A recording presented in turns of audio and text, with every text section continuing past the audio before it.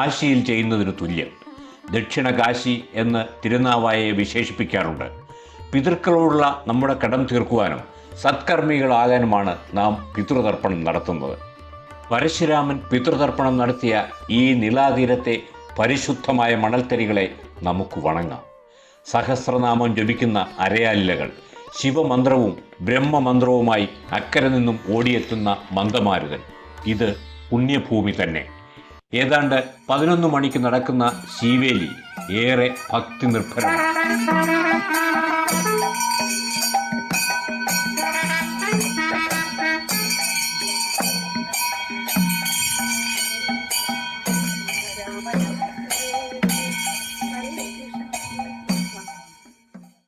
ഇവിടെ വരാതെ, നവാമുകുന്ദനെ ഒരിക്കലെങ്കിലും ദർശിക്കാതെ, ഈ തീരത്ത് എള്ളും പൂവും ചന്ദനവും ചേർത്ത് പിതൃപൂജ ചെയ്യാതെ നമ്മുടെ ജന്മം